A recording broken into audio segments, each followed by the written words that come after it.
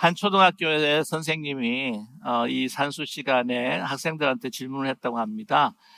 나누기 또 분수에 대한 질문이었는데요. 우리 제임스를 향해서 선생님이 질문을 했습니다.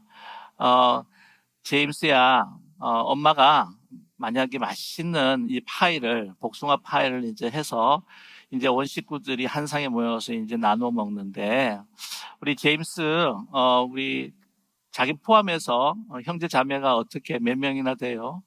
굉장히 많았어요. 8명.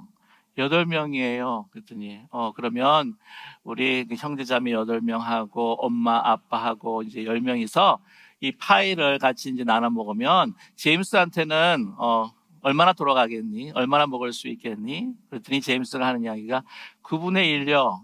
그래서 선생님이, 아니. 너 분수를 혹시 모르니? 지금 10명이 한 파이를 나눠 먹는 거야. 그랬더니 제임스가 하는 이야기가, 네, 알고 있어요. 그런데요, 분명히 저희 어머니는 나 괜찮아, 안 먹을 거야 라고 그렇게 말씀하실 거예요. 계속 9분의 1이라고 하는 거죠. 이렇게 재미있는 이야기를 통해서 어머니들이 어떤 분인가 하는 것을 우리에게 많이 전달해 주는 것 같습니다. 오늘 마더스데이죠. 여러 해 동안 이 어머니 주일에 대한 말씀과 또 하나님의 우리 언약의 말씀을 이렇게 함께 나누었는데, 이 마더스데이에 대한 유래를 제가 소개를 안 했던 것 같아요. 그래서 오늘도 특별히 좀 소개를 해드리면은, 이 마더스데이의 그 최초로 시작한 것은 이제 1908년으로 기록되고 있습니다. 5월 10일 주일이었는데요. 이 애나 자비스라고 하는 여성이 어머니가 되는 그 앤 자비스를 기억하면서 이제 오신 그 성도님들과 함께 같이 이렇게 셀러브레이션을 했다고 합니다. 그 웨스트 버지니아에 있는 그래프턴이라고 하는 그 도시에 위치한 세인트 앤드루스 이픽스코폴 처치라고 해서 감리교회에서 이제 첫 시작을 했다고 합니다. 그때 이제 오신 분들, 이 앤 저비스 어머니가 가장 좋아하시고 사랑했던 그 하얀 카네이션들을 이렇게 하나씩 나눠줌으로 인해서 이제 어머니 날에 우리가 그 빨간 카네이션, 하얀 카네이션을 이제 달아드리는 그런 전통이 생겼다고 합니다. 그런데 이 애나 자비스는요, 그 어머니가 1905년에 돌아가셨는데 이제 그 해에 어머니를 기리면서 이 어머니 날을 이 미국의 공휴일로 제정하기를 또 그 운동을 벌이기 시작했다고 하는 것이죠. 그 어머니였던 그 리브스 자비스라고 하는 분은 참 훌륭한 어머니셨습니다. 그래서 이 평화 운동가였고요. 당시에 이제 남북 정쟁으로 인해서 그 갈라졌던 그 마음들, 그리고 또 남북 정쟁으로 인해서 부상당했던 많은 그 병사들을 뭐 남군 북군을 가리지 않고 이제 다 이렇게 치료해주는 그러한 운동을 벌이면서, 또 뿐만 아니라 나아가서 참으로 사회적으로 가난하고 힘든 사람들, 또 이 공공 위생을 위해서 많이 애썼던 그러한 훌륭한 어머니였습니다. 그래서 그 훌륭한 어머니를 기려야 되지 않겠느냐. 그뿐만 아니라 이 세상에 어머니들은 다 귀하지 않느냐, 소중하지 않느냐. 그분들을 우리가 정말 honoring하고 또한 기리자라고 하는 마음으로 이제 한 날을 정해가지고는 그 어머니 날로 해서 미국의 국가 공휴일로 삼으려고 이렇게 노력을 참 많이 했다고 합니다. 그래서 그것을 이제 1908년에 그 US Congress, 그래서 그 하원에다가 이제 상정을 했대요. 이 상정을 했는데 거기서 이제 어떤 이야기까지 나왔냐면은, 아니 어머니 날을 이렇게 만들면 그러면 장모님 날도 만들어 달라고 하는 거 아니겠냐라고 이렇게 조킹 어라운드까지 했다고 하는 그 기록이 있습니다. 그런데 앤 자비스의 끊임없는 그 노력과 또한 헌신으로 인해서 이제 1910년에 먼저 그 속했던 웨스트 버지니아에서 그 주에서 그 공휴일로 삼고요.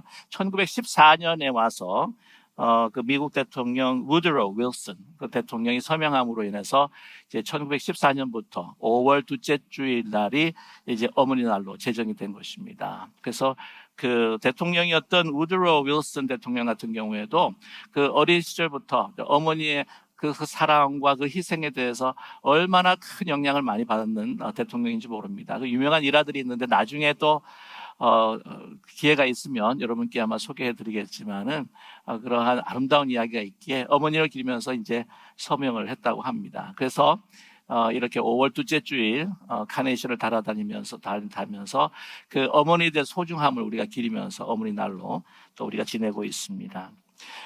어머니만큼 우리의 삶에 지대한 영향을 미친 사람들도 없습니다. 거의 우리의 삶이요 생명이요 종교 같은 그러한 분이 바로 어머니이신데, 제가 우리 70세 이상 되시는 우리 어르신들에게 보낸 편지 가운데 이 조병화 시인의 어머니라고 하는 시를 아마 적어드렸습니다. 그래서 다시 한번 좀 여러분께 읽어드리기 원하는데요. 어머니는 속삭이는 조국, 속삭이는 고향, 속삭이는 안방, 가득히 이끌어주시는 속삭이는 종교, 험난한 바람에도 눈보라에도 천둥 번개치는 천지 개벽에도 어머님은 속삭이는 우주, 속삭이는 사랑, 속삭이는 말씀, 속삭이는 생, 가득히 속삭이는 눈물, 속삭이는 기쁨.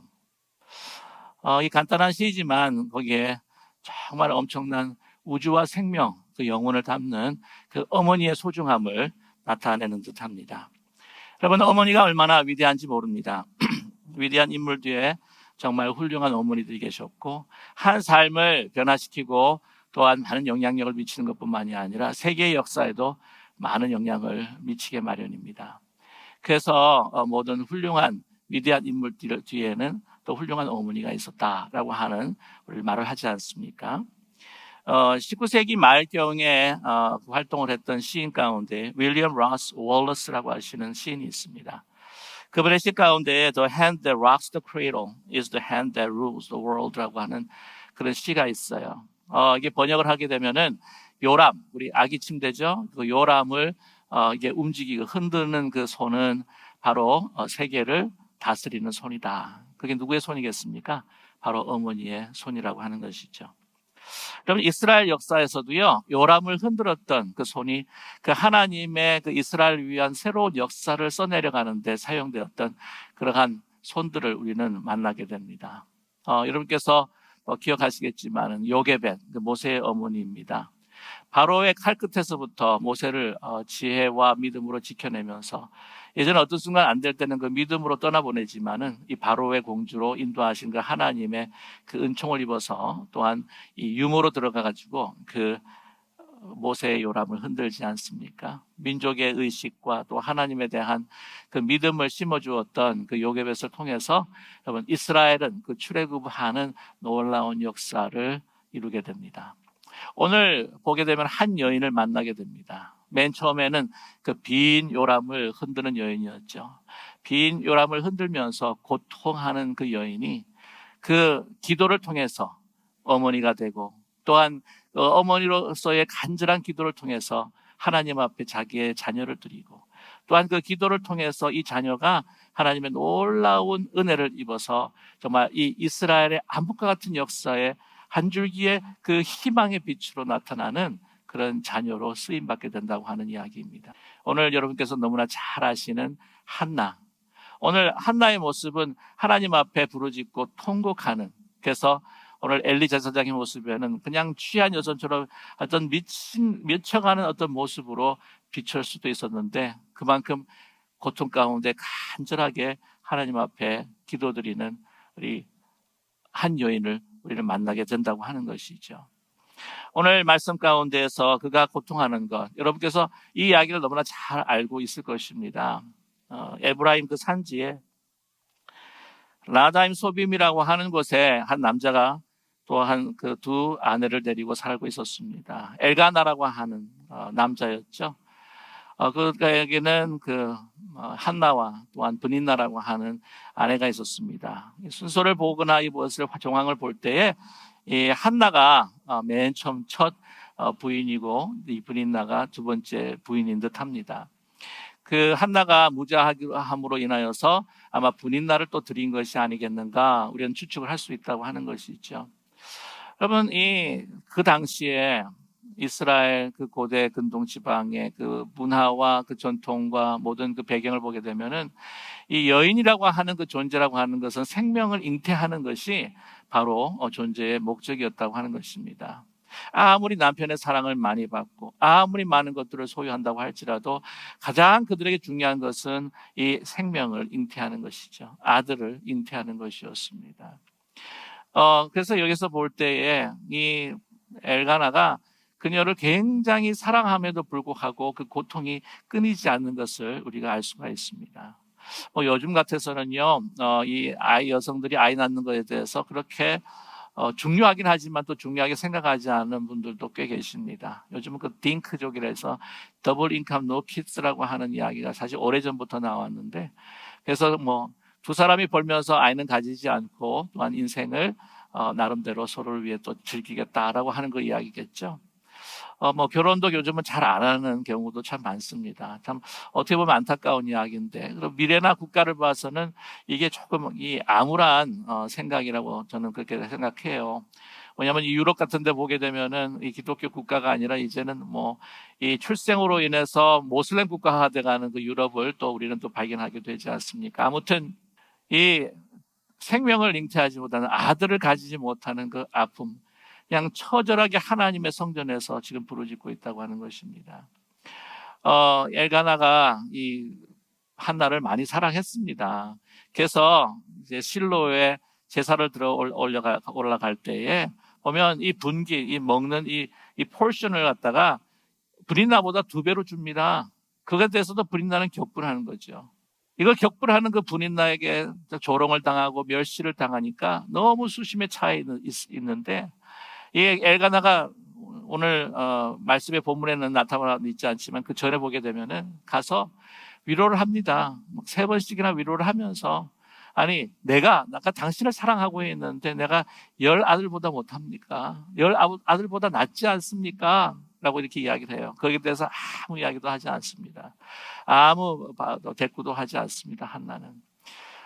그래서 아마 분인나가 아마 그 자녀를 10명 정도를 가지고 있었지 않았을까, 또 여기서 우리는 추측할 수가 있겠는데, 아무튼 이 남자가 이제 속절없이 위로한다고 하지만 참 위로가 안 되는 거죠.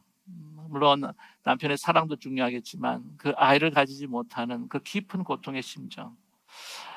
그래서 오늘 이 말씀을 보게 되면은 그 성전에 들어가서 이제는 하나님을 붙들고 간절히 기도합니다. 뭐라고 기도합니까? 나에게 생명을 가질 수 있도록 은혜를 베풀어 주십시오. 나에게 이 아이를 주시면, 아들을 주시면 뭐라고 이야기합니까?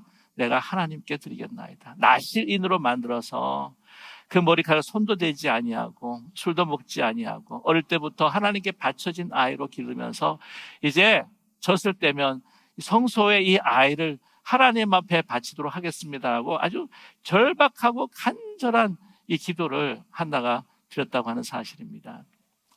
그럼 왜 이렇게 하나님께서 이 간절한 기도, 이런 고통을 통해서 간절한 기도를 얻어내시는 것일까요? 이것은 바로 하나님의 그 자녀로 만들기 위한 하나님의 계획이라고 하는 사실입니다. 그냥 쉽게 나가게 되면은 이게 내 아이인 것처럼 그렇게 생각할 때가 많아요. 그러나 그런 아이를 낳지 못하는 그런 고통 가운데 있을 때에 이제 한 가지 소원의 기도인데, 소원이라고 하는 것은 자기 가장 소중한 것을 걸고 하나님 앞에 기도하는 것인데, 가장 소중한 것, 내가 미래에 얻을 그 아이를 주님 앞에 드리는 것으로 소원한다고 하는 것이죠.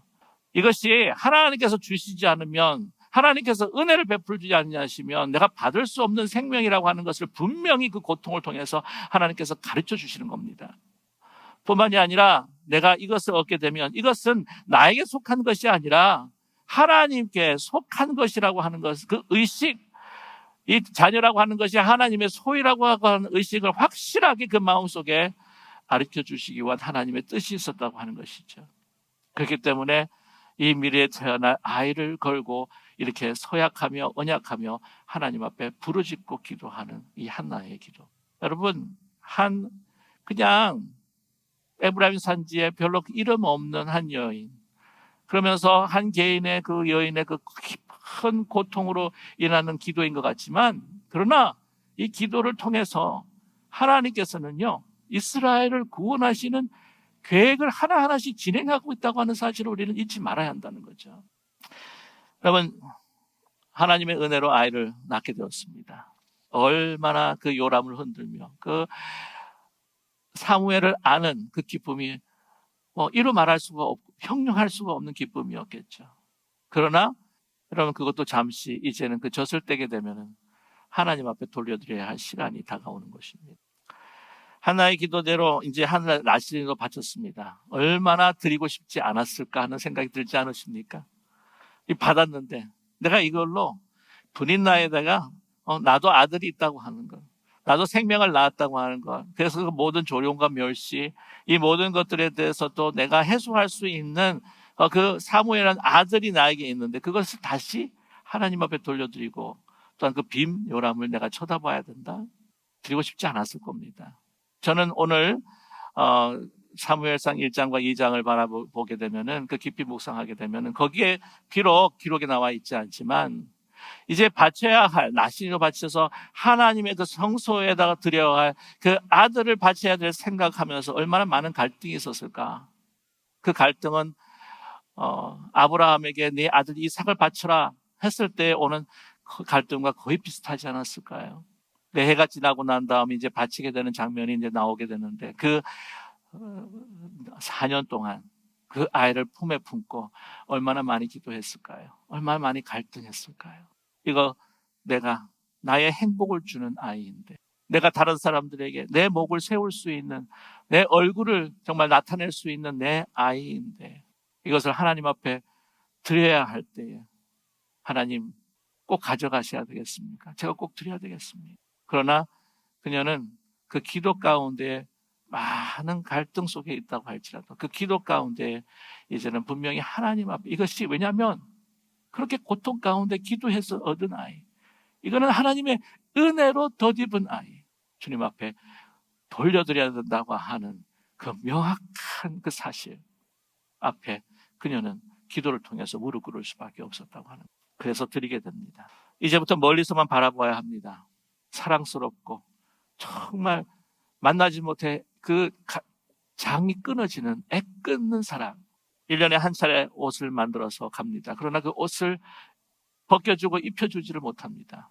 그래서 제사장에 드립니다. 그리고 멀찌감치 그 아이를 바라봅니다. 바라보면서 항상 그 아이를 위해서 기도합니다. 이 한나가 하나님의 그 성전에 이 아이를 바치고 난 다음에 드렸던 기도가 있어요. 그것이 이제 사무엘하 2장 1절에서부터 10절까지 나옵니다. 근데 이 기도를 드리고 난 다음에도 이 기도를 계속해서 저는 드렸을 것이라고 저는 그렇게 믿습니다. 그런데 여러분, 한나의 기도에 그 사무엘 2장 1절에서부터 10절까지 그 나오는 그 기도는요, 한 고통받던 개인의 한 여인이 이제 은혜를 입어서 아이를 가져서 어떤 분인나라고 하는 그 여인에게 내가 설욕을 해주신 하나님 앞에 감사하는 개인적인 기도가 아니라고 하는 사실입니다. 깊이 우리가 묵상을 해보면은 이게 하나님의 거대한 이스라엘을 위한 계획을 위한 기도를 드리고 있다고 하는 것이죠. 이 기도를 어떻게 드릴 수 있었을까? 이것이 내 아들이다, 내 거다, 정말 내 자녀다, 내 새끼다가 아니라 이것을 진정 하나님께로부터 받고 하나님께 이렇게 드렸을 때, 하나님의 소유라고 하는 것으로 분명히 믿고 드렸을 때에 그녀가 드릴 수 있었던 하나님의 그 계획과 꿈을 노래할 수 있었다고 하는 거예요.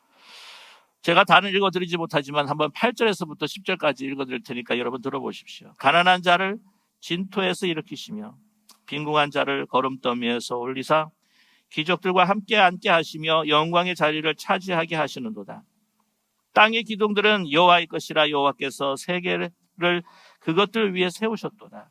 그가 그의 거룩한 자들의 발을 지키실 것이요 악인들을 흑암 중에서 잠잠하게 하시리니 힘으로는 이길 사람이 없으리로다. 여호와를 대적하는 자는 산산이 깨어질 것이라 하늘에서 우레로 그들을 치시리로다.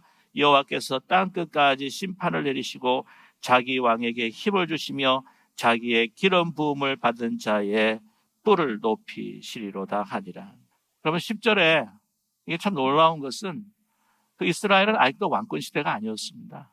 그러나 미리 그는 예언자처럼, 한나는 선지자처럼 이 왕권의 시대가 열릴 것을 노래하고 있어요.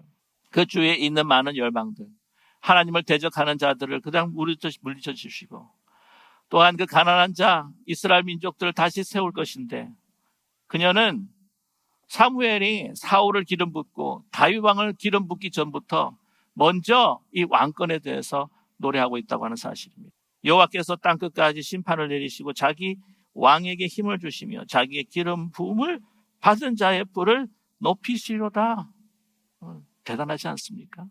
그런데 이 기도가요, 어디까지 이어지냐면은 그 예수님을 잉태하는 그 마리아가 예수님을 잉태하고 난 다음에 누가복음 보시면 1장 이 45절에서부터 55절까지 그 유명한 그 마리아의 송가 매그니피켓에 그대로 나타나고 있다고 하는 사실이죠. 저는 분명히 믿건대 이 한나의 이 엄청난 기도, 민족의 구원을 위한 기도가 이제는 그 다윗의 왕권으로 이어지고 그 다윗의 왕권은 우리가 오실 예수 그리스도 그 메시아의 예표인데 그 오실 그 메시아 예수 그리스도를 잉태하는 그 마리아의 송가에서도 다시 나타나고 있다고 하는 사실이에요. 이 한 고통받는 개인의 여인이 하나님 앞에 간절히 기도하고 또한 이 기도를 통해서 사무엘을 바치고 또한 이 사무엘을 바침으로 해서 하나님의 꿈과 그 계획들을 다시 한번 기도하며 노래하는 것이 이스라엘 민족의 구원뿐만 아니라 어디까지 이어진다고요? 모든 인류를 구원하실 예수 그리스도, 이스라엘 왕 대신 또한 우리의 모든 왕이 되신 예수 그리스도를 잉태하는 그 역사가 이루어지는 거기까지 내려가고 있다고 하는 사실, 이 놀라운 사실들을 잊지 않는 저와 여러분 되기를 간절히 원합니다.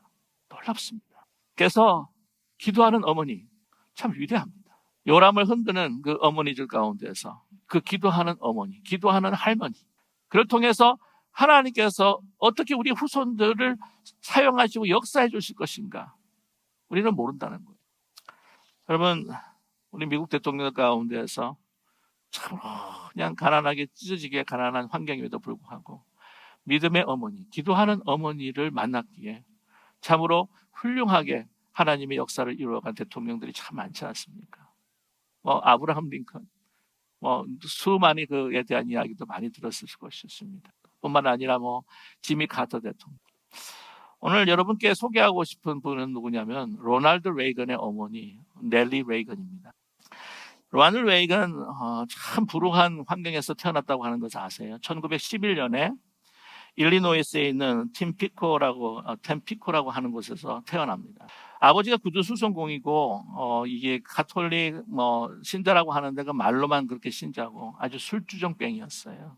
근데 어머니는 독실한 기독교 신자였습니다.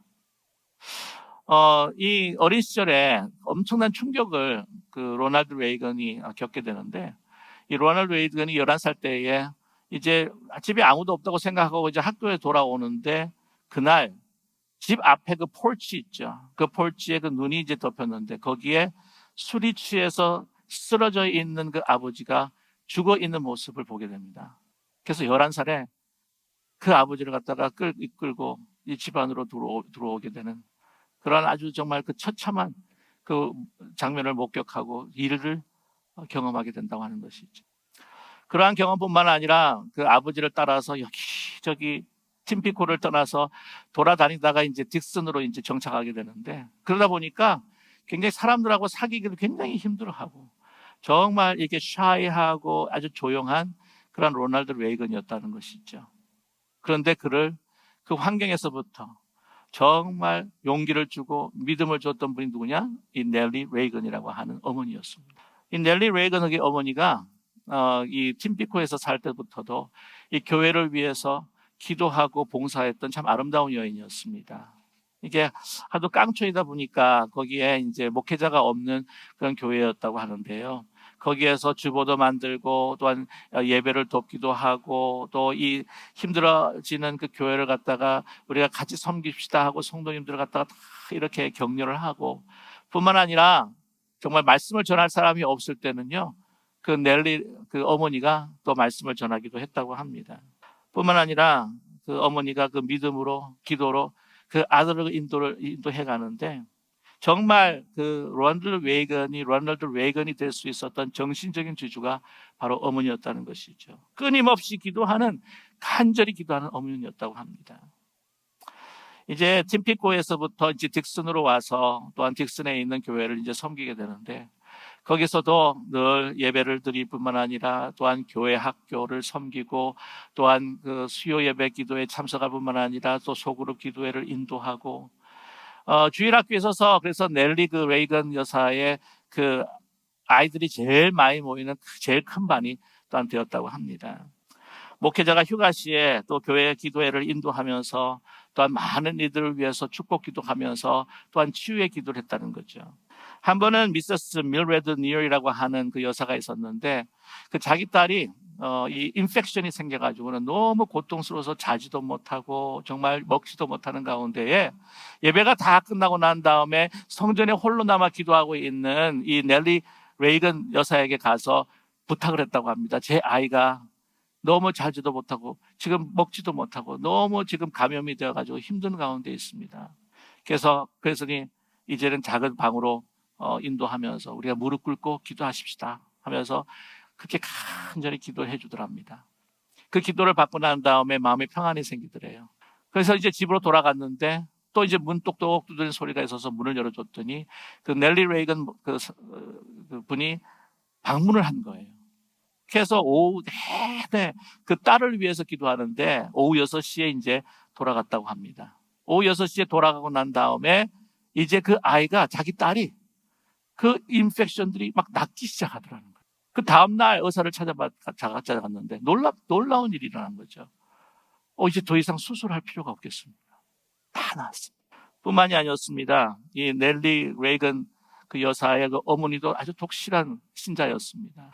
그래서 그 유지가 있었는데 뭐냐면 이 넬리에게 넬리야, 네가 살아가면서 내 뜻을 계속 유지해 주기를 바란다. 가난한 사람들을 위해서 봉사해주고 특별히 교도소에 갇혀있는 죄수들을 위해서 하나님의 말씀과 그 사랑을 전하기를 원한다. 그래서 이 넬리 그 레이건 여사가요, 가난한 사람뿐만이 아니라 또한 그 교도소에 가서 그 죄인들을 감화시키는데 얼마나 많은 사역을 했는지 몰라요. 그래서 이런 또 일화가 있습니다. 한 죄수가 이제 복역이 끝나고 이제 나오는 때가 되었는데 나오게 되면은 자기가 다시 강도짓을 하려고 플랜을 다 세웠다는 거예요. 근데 넬리 여사를 만난 거예요. 하나님의 사랑과 그 말씀을 들은 겁니다. 그래서 나가자마자 모든 것들을 다 그 계획들을 포기하고 다시 새 생활로 돌아오게 됐다고 하는 것이죠. 보면 그 넬리 여사, 그 레이건 여사의 그 수많은 많은 이야기들이 많습니다. 이런 모든 삶들을 레이건은 지켜보았고, 그래서 이 레이건이요, 그 기도를 통해서 그가 예수님을 영접하게 됩니다. 그래서 세례를 받고 예수님을 영접을 하게 되고 또 섬기는 그 교회에서 교사 생활도 하고 수요 예배, 주일 저녁 예배, 주일 아침 예배, 그러면서 이 교회를 아주 신실하게 섬겼다고 합니다. 그녀의 기도가 또한 이 레이건으로 하여금 이 정치의 길을 걸을 때에 이제 대통령까지 될 수 있는 그러한 큰 힘이 되었다고 하는 것입니다. 여러분 아시겠지만은 그 레이건이 이 캘리포니아 주지사를 2번이나 재임하면서 일했던 것을 여러분 혹시 기억하실지 모릅니다. 아마 그때였는지 그 로널드 레이건이요, 제가 지금 여러분께 말씀을 전하는 요 강단에서 이 스피치 연설을 했다는 거 아니겠습니까? 재미있는 역사죠. 뿐만 아니라 이제는 이제 1981년에 이제 대통령이 됩니다. 여러분 1981년부터 1989년 두 텀을 통해서 일을 하는데 모든 대통령마다 또 업적이 있고 또 과실이 있어요. 물론 과실도 있겠지만 그러나 참으로 놀라운 업적들이 있는 것을 여러분 잘 알고 계시지 않습니까? 1990년 10월에 어떤 사건이 일어나죠? 이 베를린 장벽이 무너집니다. 뿐만이 아니라 1990년 12월 26일 날 소비에트 연방공화국이 어떻게 돼요? 다 해체가 되고 말입니다. 그게 물론 하나님께서 역사하셨어요.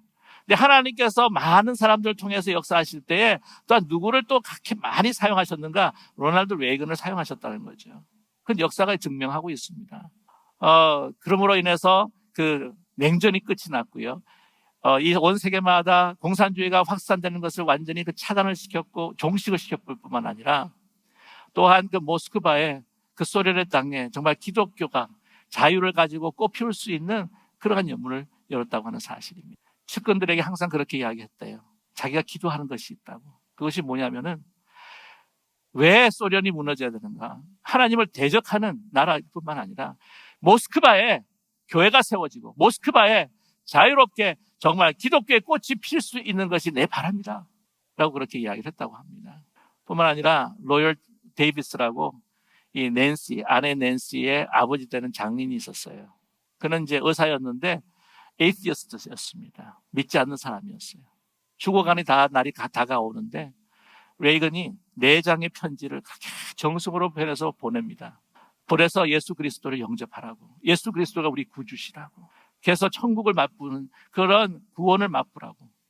나중에 이 4장을 다 이 낸시 여사가 읽어줬대요. 맨 마지막에 숨을 거두는 이틀 전에 그 병원의 병원의 목사님을 불러서 고백하고 예수님을 영접하고 소천을 하셨다고 합니다. 믿음의 사람이었어요. 한 사람의 생명뿐만이 아니라 온 세계를 위해서 쓰임받는 이 로널드 레이건 뒤에는 이 넬리 레이건이라고 하는 그런 아름다운 어머니, 간절히 기도하는 어머니가 있었다고 하는 사실이죠. 나를 위해서 살고 내 가정만을 위해서 사는 어머니가 아니라 기도하는 가운데에 가난한 사람들을 마음에 품고 힘들고 어려운 이들을 마음에 품으면서 내 아들이 그렇게 살았으면 좋겠다고 하는 염원을 가지고 살았던 어머니가 있었기에 그런 훌륭한 대통령이 또 나올 수 있었다고 하는 사실입니다. 저와 여러분, 어머니로서 할머니로서 잊지 말아야 될 것은 The hand who rocks the cradle is a hand who rules the world. 요람을 흔드는 그 손이 바로 하나님의 역사를 이루어가는 그 손이 될 수 있다고 하는 사실, 그 기도의 손이 되고 있다고 하는 사실을 잊지 않고 우리 자녀들을 위해서, 자녀손들을 위해서 간절히 기도하는 우리 귀하고 훌륭하고 위대한 기도의 어머니들이 되시기를 주님의 이름으로 간절히 축원합니다. 기도하겠습니다.